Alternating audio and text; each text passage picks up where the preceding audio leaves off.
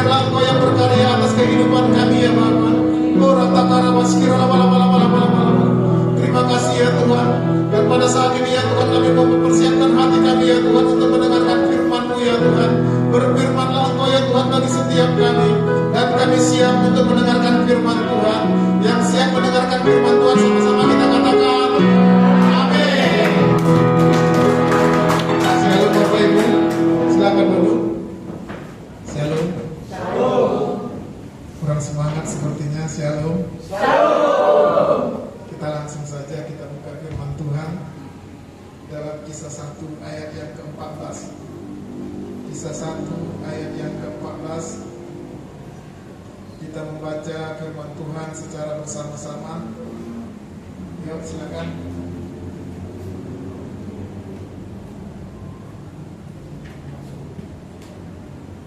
Kisah 1 ayat yang ke-14.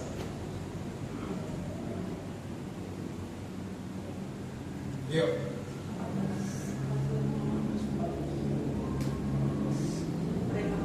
Yuk kita baca secara bersama-sama. 1, 2, ya.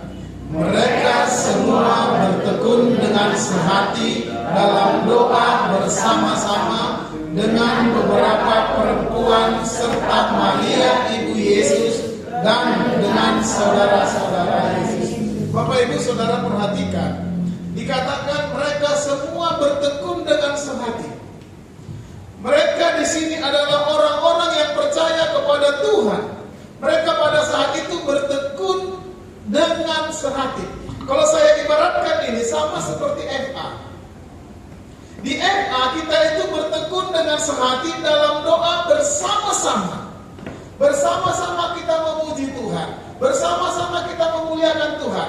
Bersama-sama kita mengagungkan Tuhan. Bersama-sama kita meninggikan nama Tuhan di dalam kehidupan kita. Dan kita membaca bersama-sama firman Tuhan. Dan kita aplikasikan dalam kehidupan kita. Amin. Saudara berani mengatakan amin, berarti Bapak Ibu Saudara sedang membaca firman Tuhan. Karena apa? Karena kita mau mengaplikasikan firman Tuhan dalam kehidupan kita. Bagaimana kita mau mengaplikasikan firman Tuhan dalam hidup kita kalau kita nggak baca firman Tuhan?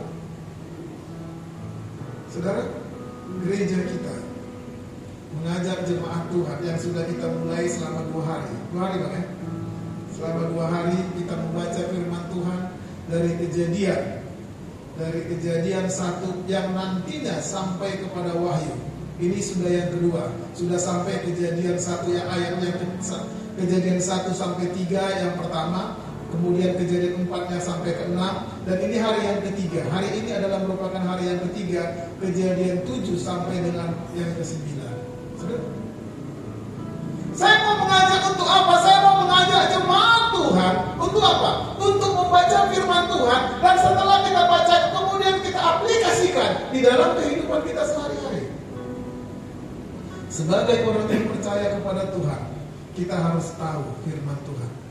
Jangan hanya kita membaca firman Tuhan ketika kita ada di gereja. Iya, kalau pendetanya ataupun khotbahnya mengajak jemaat untuk membaca. Kalau dia baca sendiri, berarti kita tidak ikut baca firman Tuhan. Saudara, tema firman Tuhan sepanjang bulan ini yang dimulai pada minggu ini, yaitu berbicara tentang koneksi ilahi melalui Roh Kudus. Kita buka di dalam Kisah 2 ayat 1 sampai 4. Kita, karena ini ada ayat 4 ayat, kita membaca secara bergantian. Kisah 2 ayat 1 sampai dengan ayat yang keempat. Saya membaca ayat yang ganjil, Bapak Ibu membaca ayat yang genap.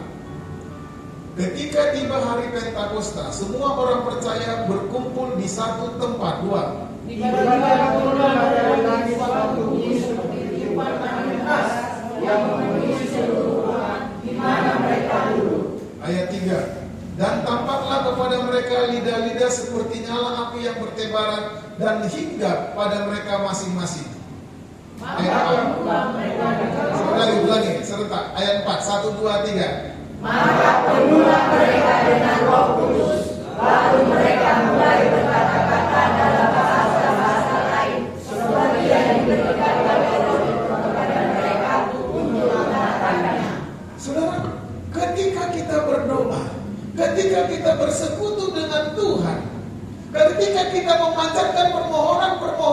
kita kepada Tuhan, seringkali umat Tuhan, seringkali orang-orang Kristen berdoa maunya langsung dapat hasil. Maunya ketika dia berdoa langsung terjadi. Banyak orang seperti itu. Kita ingin doa kita langsung dijawab. Dan kuasanya itu dinyatakan secara langsung ketika kita berdoa. Itu yang kita inginkan. Tapi kita belajar melalui firman Tuhan yang kita baca ini.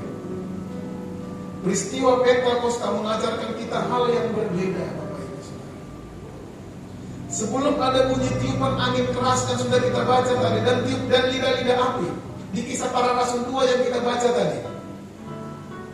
Sebelumnya dikatakan firman Tuhan, kita bertekun dengan sehati. Jadi kita harus betul-betul bertekun dengan sehati. Berdoa bersama-sama memuji dan memuliakan nama Tuhan. Saya mencatat ada 6 kunci yang perlu kita pahami dari firman Tuhan yang kita baca. Next.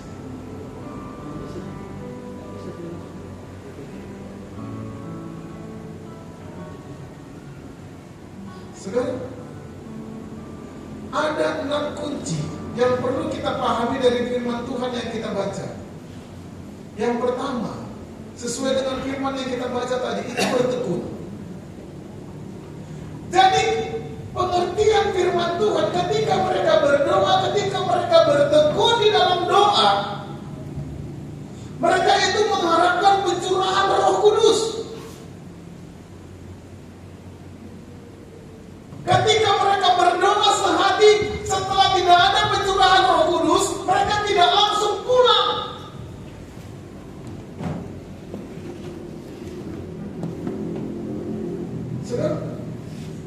Saudara perhatikan, setelah kenaikan Tuhan Yesus, berapa hari setelah kenaikan Tuhan Yesus baru terjadi pencurahan Roh Kudus, hari Pentakosta? Ada yang tahu? Setelah kenaikan Tuhan Yesus ke surga, berapa hari setelah itu baru pencurahan Roh Kudus? 10 hari. Minggu lalu saya sudah sampaikan. Jadi berarti apa? Berarti mereka ketika mereka berdoa, bertekun, bersehati mereka ketika menanti-nantikan Tuhan, mereka tidak langsung dijawab oleh Tuhan. Sampai 10 hari. Bayangkan. 10 hari mereka berdoa, 10 hari mereka bertekun bersama-sama, sehati mereka berdoa bersama-sama, barulah dicurahkan Roh Kudus atas mereka. Jadi sangat lama Bapak Ibu Saudara.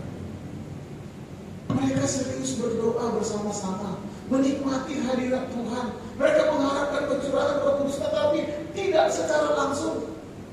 Sampai 10 hari mereka menanti-nantikan pencurahan Roh Kudus. Dan selanjutnya itu sehati. Tidak ada lagi persaingan. Sehati pengertiannya tidak ada lagi persaingan tentang siapa yang terbesar, siapa yang terkaya, siapa yang punya pangkat, siapa yang punya jabatan, siapa yang kekayaannya berlebih. Tidak ada lagi. Mereka berdoa di dalam satu wadah, sama seperti Eva. Kita berdoa di dalam satu wadah. Kita tidak membicarakan tentang pangkat, kita tidak membicarakan tentang jabatan, kita tidak membicarakan tentang usaha, kita tidak membicarakan keuangan, tapi kita membicarakan tentang firman Tuhan. Itu dibentuk di dalam satu wadah. Untuk apa? Untuk bersama-sama memuji dan memuliakan nama Tuhan. Yang selanjutnya, yang ketiga, kata tiba-tiba. Kita bersiap, tetapi Tuhanlah yang menentukan waktunya. Sudah? Ketika kita berdoa, kan seperti yang saya sudah sampaikan tadi, kita menginginkan langsung, maunya kita, maunya diri kita, langsunglah kiranya Tuhan, langsunglah jawab doaku itu. Tapi ternyata apa kata Tuhan? Tuhan yang menentukan, dan kita harus yakin dan percaya yang terbaik yang Tuhan berikan atas hidup kita. Jadi kita jangan pernah ragukan Tuhan di dalam kehidupan kita. Yang selanjutnya, lidah-lidah lidah seperti nyala api, mengingatkan kita bahwa Roh Kudus mensucikan dan membakar semangat kita untuk menjadi saksinya. Lidah-lidah api itu untuk apa? Tujuannya apa?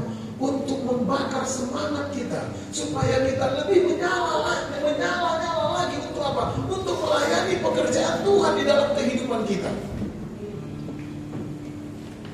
Supaya apa? Supaya kita memiliki keberanian. Ketika itu terjadi, ketika lidah-lidah api itu sudah menyambar orang-orang yang ada di situ yang berdoa, pada saat itu mereka menjadi lebih semangat untuk melayani pekerjaan Tuhan. Mereka punya keberanian yang awalnya itu mereka takut. Mereka tidak punya keberanian, tetapi setelah dibakar semangatnya mereka menjadi memiliki keberanian yang luar biasa. Dan yang selanjutnya dipenuhi oleh Roh Kudus. Mereka tidak hanya tersentuh, tapi penuh. Mereka semua di tempat itu dipenuhi oleh Roh Kudus. Kita pun merindukan bahwa setiap kita dipenuhi oleh Roh Kudus. Amin. Dan selanjutnya kesaksian, berkata-kata, bersaksi dalam bahasa-bahasa lain yang dipahami oleh orang lain. Setelah itu terjadi, Bapak Ibu Saudara, mereka punya keberanian untuk bersaksi. Kalau saudara ingat ketika ada seorang nenek, seorang opung yang sudah tua pada saat bulan lalu, kalau tidak salah bulan lalu, dia bersaksi, bahkan menaikkan pujian, bersaksi tentang keluarganya, luar biasa, umurnya sudah 70 tahun lebih. Punya keberanian untuk bersaksi untuk apa? Untuk membangkitkan orang lain, untuk memberikan semangat kepada orang lain, sehingga orang itu menjadi bangkit. Dalam kehidupan kita, koneksi ilahi selalu berujung pada penginjilan. Jadi ujung-ujungnya berbicara tentang penginjilan. Jadi dimanapun kita ada, dimanapun Tuhan tempatkan kita harus masuk ke dalam penginjilan. Melalui apa? Kalau kita tidak belum paham tentang baca firman, atau kalau kita belum baca firman Tuhan dari Kejadian sampai Wahyu, apakah kita bisa bersaksi? Bisa. Melalui apa? Melalui perbuatan kita, melalui tingkah laku kita, melalui apa yang kita lakukan di dalam kehidupan kita. Dan hendaknya itu semuanya berkenan di hadapan Tuhan. Jadi tidak harus kita bisa membaca firman Tuhan, tidak, tapi ada niat kita untuk membaca firman Tuhan. Dan luar biasa Bapak Ibu Saudara, yang terdaftar untuk baca firman Tuhan itu ada 15 orang, termasuk Pak Draha. Saudara, ini masih hari yang ketiga. Kalau ada lagi yang mau mendaftar, masih kami persilahkan. Tapi untuk pertama ini agak dibalap sedikit, karena sudah 3 hari, ini hari yang ketiga. Anak ibu itu ada 3 orang, Bu ya? 3. Seratul, Leoni. Oh, mulai itu. Purba. Oh, Purba. Yang Beda Leoni sama Pia, Purba. Ada 2 orang, anak ibu itu ada 2 orang. Padahal baru masuk ibadah di tempat ini. Dia langsung daftar karena apa? Karena memiliki kerinduan untuk memahami, mengerti tentang firman Tuhan. Ketika kita paham firman Tuhan, ketika kita tahu tentang firman Tuhan, maka kita pun bisa mengaplikasikannya di dalam kehidupan kita sehari-hari. Amin. Dan itulah yang kita rindukan, dan itulah yang Tuhan rindukan atas kehidupan kita. Kita memahami kebenaran firman Tuhan dan mengaplikasikannya di dalam kehidupan kita. Yohanes 16 ayat 7. Kita baca secara bersama-sama. 1, 2, iya. Namun benar yang kukatakan ini kepadamu adalah lebih berguna bagi kamu jika aku pergi. Sebab jikalau aku tidak pergi, penghibur itu tidak akan datang kepadamu. Tetapi jikalau aku pergi, aku akan mengutus dia kepadamu. Tuhan Yesus itu naik bukan berarti apa? Bukan berarti Tuhan Yesus itu meninggalkan kita, bukan. Tapi ada Roh Kudus Kudus yang diberikan kepada setiap kita yang masuk di dalam hati kita. Yang untuk apa? Untuk mengingatkan setiap kita, untuk menghibur kita, mengingatkan setiap kita terhadap apa yang kita lakukan di dalam kehidupan kita sehari-hari.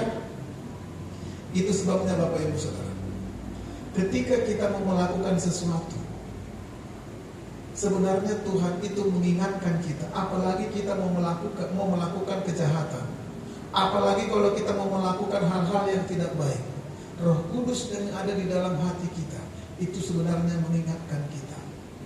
Tetapi Tuhan memberikan hak prerogatif terhadap diri kita.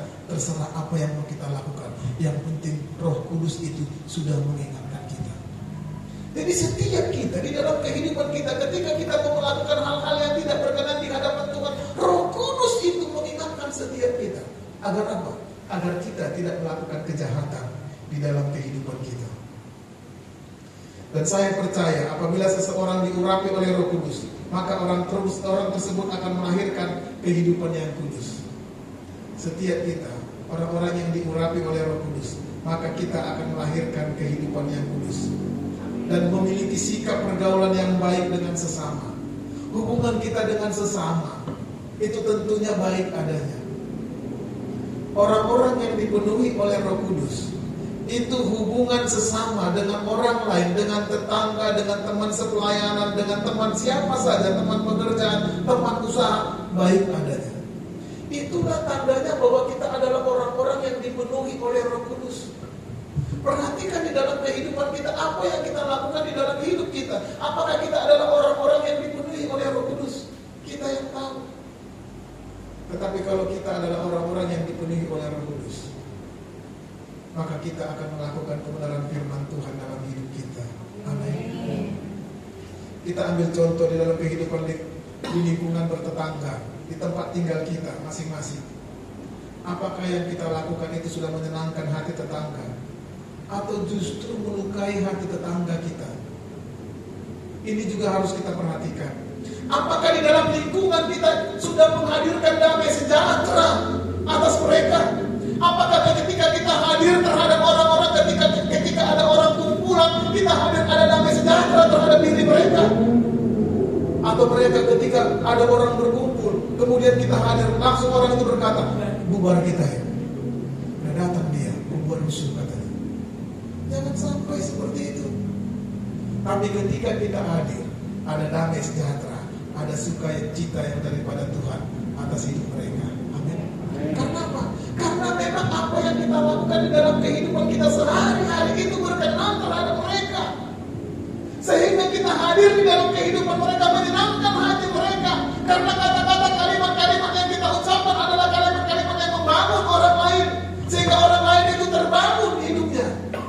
Sehingga orang lain itu ketika dia sedang lesu, dia bangkit. Bukan malah ketika dia lesu, datang kita berikan lagi kata-kata yang membuat dia tambah lesu. Itu sebabnya ya, mohon maaf ya, di acara-acara penghiburan saya sering memperhatikan hal seperti itu, Bapak Ibu Saudara.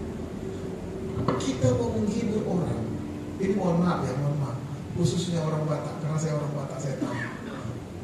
Ketika kita mau penghiburan, banyak orang marah. Dia di luar dia belum nangis, begitu dia masuk langsung nangis. Ketika dia nangis, otomatis yang berdekat otomatis nangis. Dia terhibur atau tidak? Terhibur atau tidak? Tidak. Jadi artinya apa? Artinya kita datang membuat dia nangis. Kalau saya penghiburan ya, saya berusaha membuat orang yang berduka cita minimal tersenyum. Kalaupun tidak bisa tertawa, minimal tersenyum. Artinya apa? Artinya supaya orang tersebut terhibur, bukan orang tersebut malah nangis, bukan. Banyak terjadi seperti itu. Kalau saya sudah melihat hal seperti itu, saya langsung geleng-geleng kepala. Karena kejadian-kejadian seperti itu. Saya kasih ilustrasi ya. Ibu-ibu yang suka menggosip, ibu-ibu suka menggosip kan? Oh tidak? Di tempat ini tidak, tapi di tempat sana banyak ibu-ibu yang suka menggosip. Dan yang lebih luar biasanya selain sekarang, ibu-ibu menggosip bisa nggak pakai suara?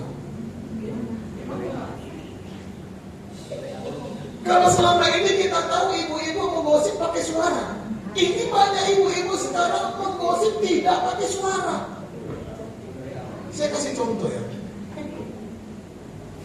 Saya kasih contoh begini. Ada ibu-ibu, kumpulan ibu-ibu yang sedang berkumpul.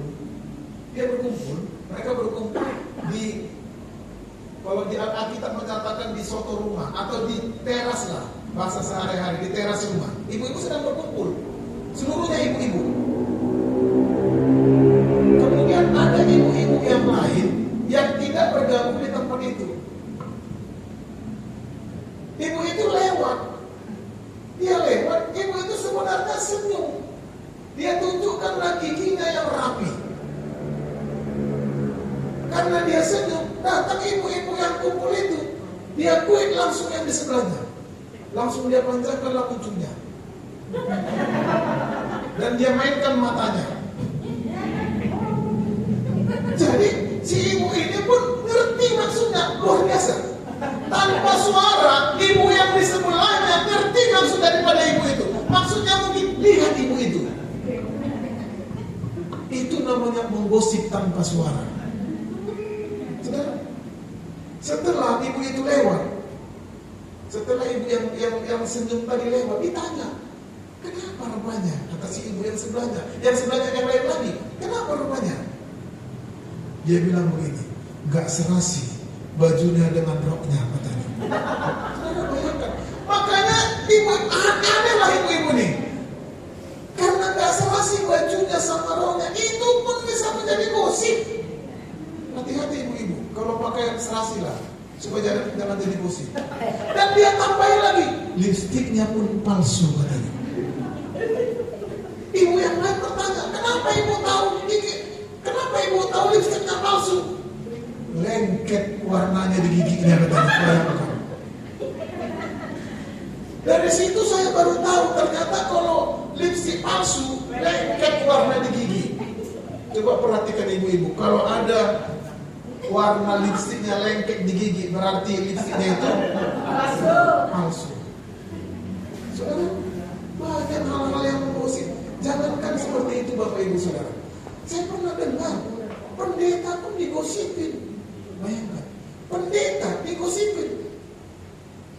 Ini carakan juga. Dia bilang, itu bajunya khotbah di gereja. Itu juga bajunya khotbah di tempat lain. Saudara bayangkan, pendeta khotbah. Itu pun dibicarakan, kenapa bajunya itu saja katanya.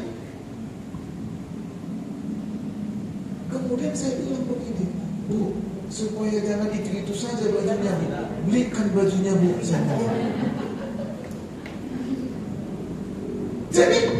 Jadi jangan hanya menggosip, tapi berikan solusi. Kalau memang itu saja bajunya, belikan bajunya.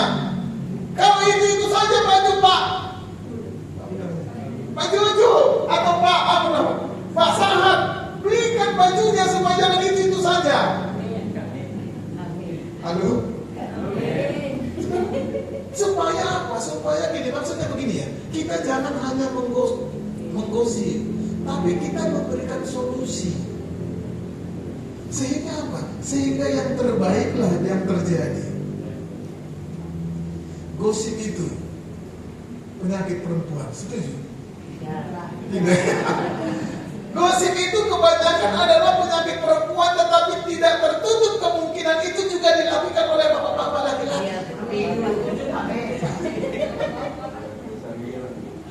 Saudara, untuk itu Bapak Ibu Saudara, berhentilah menceritakan kejelekan orang lain. Kenapa? Karena nggak ada gunanya. Justru itu adalah menghilangkan kebaikan-kebaikan yang pernah kita lakukan di dalam kehidupan kita sehari-hari. Kalau kita menggosip, yang selama ini perbuatan kita sudah baik, yang selama ini tingkah laku kita sudah baik, ketika kita dilihat orang menggosip, semuanya itu hilang. Semuanya itu tidak ada gunanya. Apakah ada orang yang suka dijelekkan? Tidak ada, pasti tidak ada. Kalau tidak ada, untuk apa kita menceritakan orang lain? Kalau tidak ada gunanya, untuk apa kita menjelek-jelekkan orang lain? Sudah? Dalam kehidupan rumah tangga juga seperti itu. Ibu-ibu suka periksa HP suami. Siapa bapak-bapak yang HP-nya sering diperiksa istri? Kau angkat tangan, kau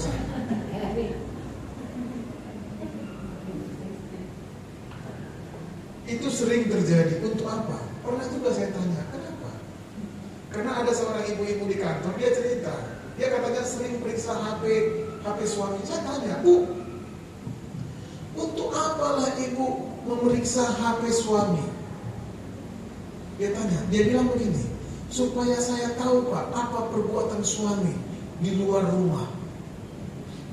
Kalau seandainya sudah tahu, otomatis ibu itu pastilah akan naik sasanya. Pasti akan marah-marah. Apa gunanya? Justru akan menimbulkan sakit hati, iri hati, dendam. Justru itu yang timbul. Lalu sebaiknya apa? Sebaiknya ketika malam ajak berdoa bersama. Ketika pagi juga ajak berdoa bersama dan membaca firman Tuhan secara bersama-sama. Amin, Bapak Ibu. Amin. Kalau kita tahu kenapa Adam tergoda, kenapa Adam tergoda? Siapa yang menggoda? Lagi aja. Siapa yang menggoda Adam? Hawa. Hawa siapa? Istrinya. Istri. Hawa itu berarti perempuan. Yang menggoda pria?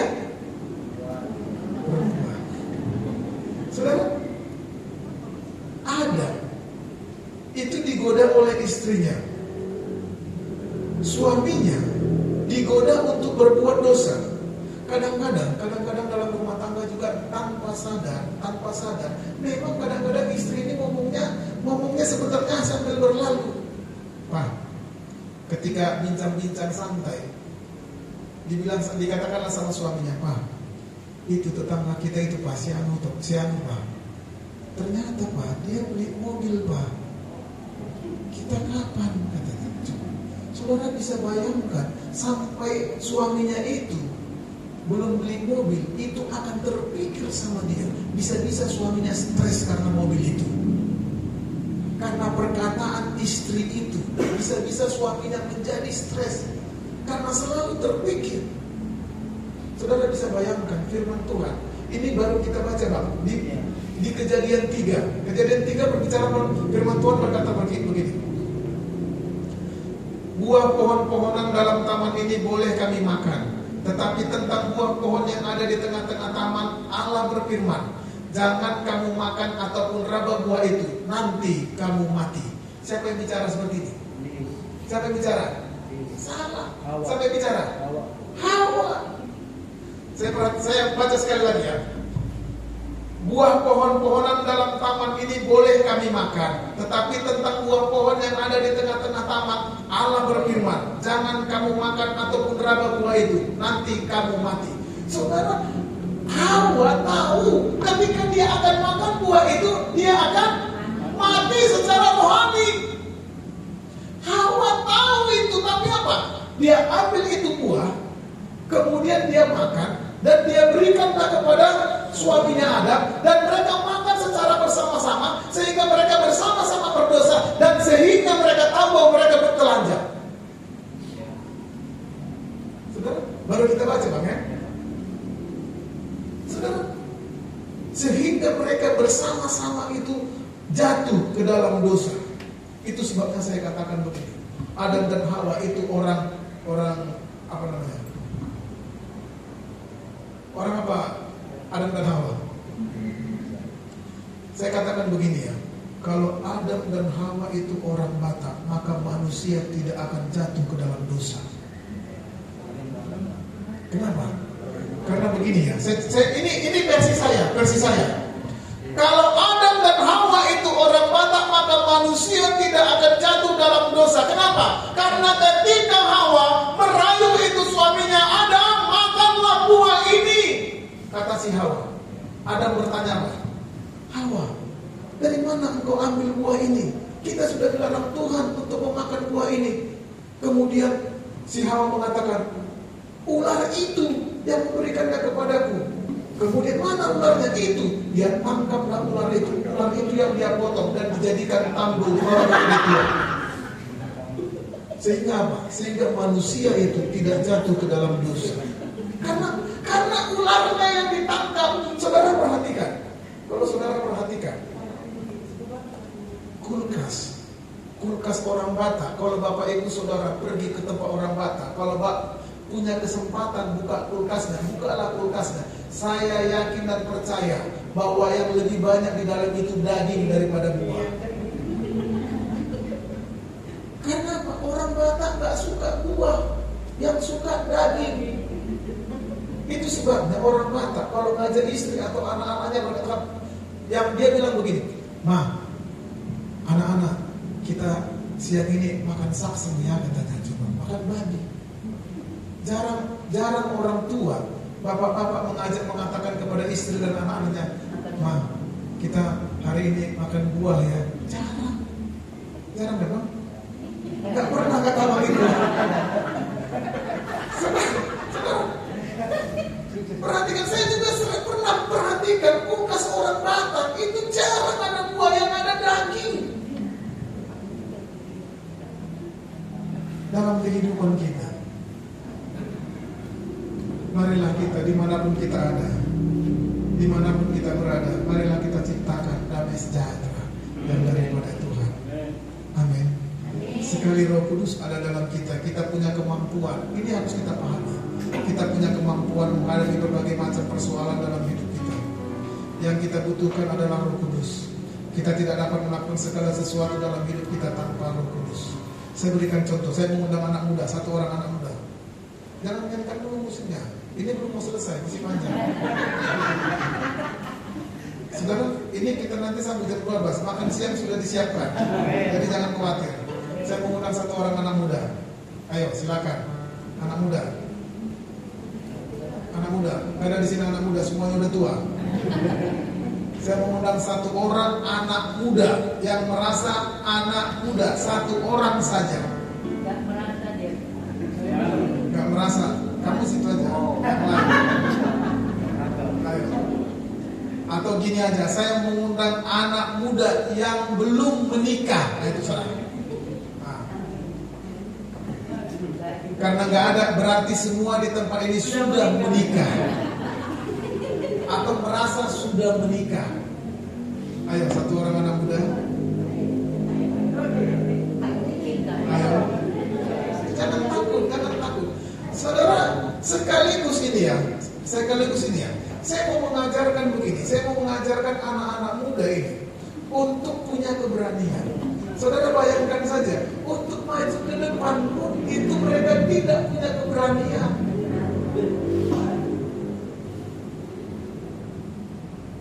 Anak muda angkat tangan. Anak muda angkat tangan. Semua sudah merasa tua. Satu orang aja loh.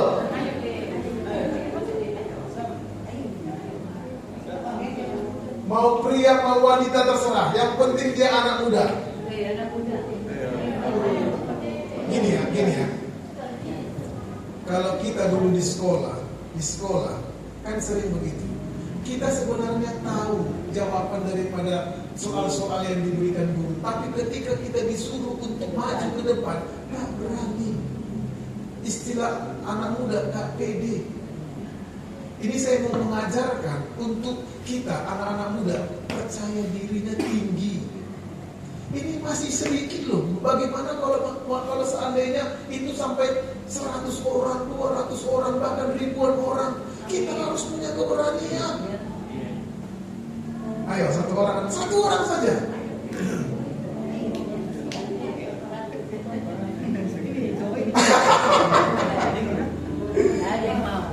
Ayo. Ratu atau siapa namanya? Paling belakang, ayo.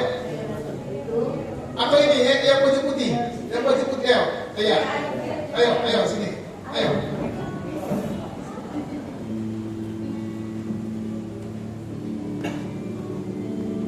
Ambil yang ini. Saya kasih contoh ya. Yang ini, ayah. Supaya saya memberikan contoh ya. Ayo. Bawa sini. Angkat sedikit aja.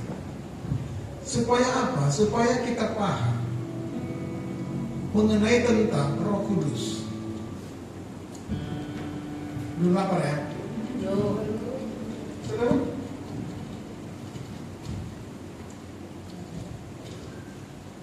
Setiap orang di dalam kehidupan sehari-hari itu pasti pernah melakukan dosa. Setuju? Setuju. Ketika SD kita juga melakukan dosa, pernah. Ketika SMP juga melakukan dosa. Ketika SMA juga melakukan dosa. Ketika kita SD, dosa apa yang pernah kita lakukan? Melawan orang tua, dosa? Oke, tunjukkan deh. Atau kamu sebelah sini deh, supaya nampak. Sebelah sini. Kamu jangan gemetaran deh. Ini pasti saya yakin dan percaya untuk di kemudian hari kamu akan lebih punya keberanian untuk di depan orang banyak. Jadi ini adalah merupakan satu pembelajaran bagi kamu. Nama kamu siapa? Livia. Anak-anak muda, lihat Livia. Saudara, dosa apa tadi? Melawan orang tua. Oke, melawan orang tua. Kemudian apa lagi? Berbohong. Oke, dosa juga. Apa lagi? Mencuri. Saya nggak tahu apakah ini merupakan pengalaman masa lalu, saya nggak tahu. Sehingga sangat tahu gitu ya.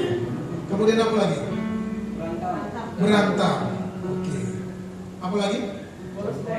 Bolos sekolah. Sampai SMA. Apa lagi? Mencontek. Sampai nulis di paha barangkali ya. Nah, itu dulu pengalaman Bang ya. Apa lagi? Dosa. Tadi berantem sudah. Oke, itu kan anak-anak sekolah. Kalau dosa orang tua. Dosa orang tua apa? Dosa orang tua. Begitu dosa orang tua terdiam semua.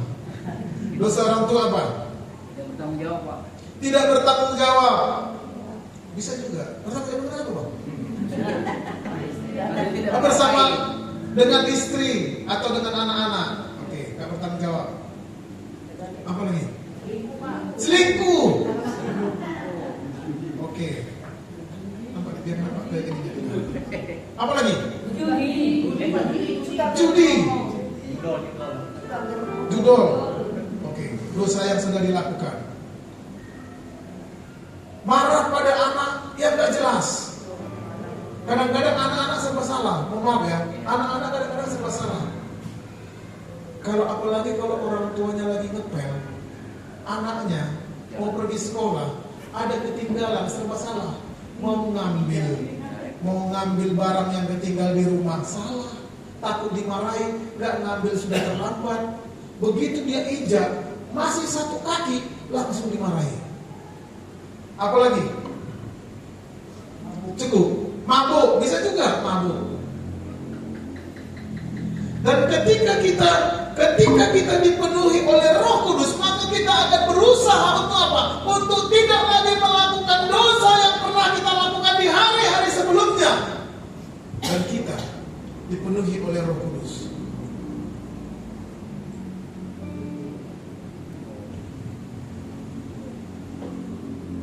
Maka kita menjadi orang yang kudus. Maka kita menjadi orang yang suci dalam kehidupan kita. Amin. Jangan diminum ya. Jadi Bapak Ibu Saudara, ketika jangan taruh sih, saya pulang nanti yang minum deh. Saudara, ketika kita melakukan dosa di dalam kehidupan kita pada hari-hari sebelumnya, ketika kita dipenuhi oleh Roh Kudus, paling tidak kita berusaha untuk tidak melakukan dosa dalam hidup kita. Karena apa? Karena kita sudah tahu itu dosa. Sekali Roh Kudus ada dalam kita, maka kita punya kemampuan menghadapi berbagai macam persoalan dalam hidup kita. Yang setuju katakan amin. Yang setuju berikan tepuk tangan untuk Yesus Kristus. Saya mengundang kita untuk bangkit berdiri.